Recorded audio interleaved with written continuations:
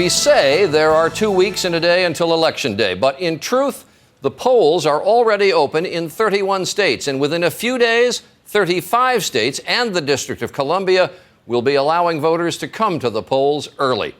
The battlegrounds of Colorado and Florida started their early voting today, which explains why Barack Obama was in Florida. Obama incidentally leads our ABC News Washington Post tracking poll that will update daily through the election. He holds a 9-point lead over John McCain. Jake Tapper is with Barack Obama in Orlando tonight. Jake? Good evening, Charlie. Well, for the first time since June, Senator Hillary Clinton and Barack Obama are campaigning together here in Florida, a state hit harder by the housing crisis than almost any other state, which has helped make it very competitive. Senator Clinton just finished very aggressively making the case for her one-time rival.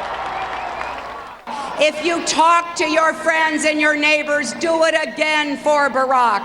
We cannot risk 4 more years of the same failed Republican policies. On a baseball field in Tampa this afternoon, Barack Obama stood with several star players of the Tampa Bay Rays, who clinched the American League pennant last night. I was going to cut my hair in a mohawk in solidarity.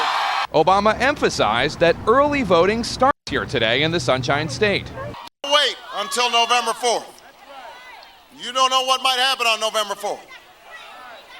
Your car might break down. You might have an emergency.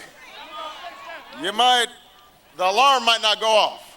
Experts estimate as much as 30% of the electorate nationally could vote early this year, and the number in Florida could be even higher. Maybe there are mothers at home with many kids, maybe they work the swing shift, maybe they drive on a long commute, and this way they can vote at their own convenience. The Obama campaign says in 2004, 800,000 likely Florida Democratic voters were registered to vote but never did. If half that number voted and had voted for John Kerry, he'd be president right now.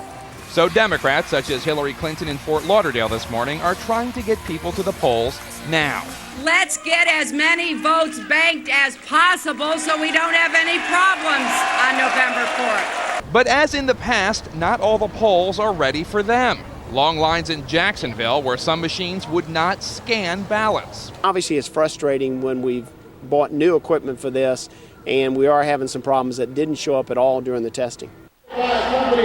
Senator Obama is trying to keep the momentum going from his rather unbelievable weekend where he had his largest campaign crowd ever, 100,000 in St. Louis. He announced record-breaking fundraising, $150 million in September. And of course, he secured the endorsement of that Republican Secretary of State, retired General Colin Powell. Charlie. Jake Tapper reporting tonight from the state of Florida.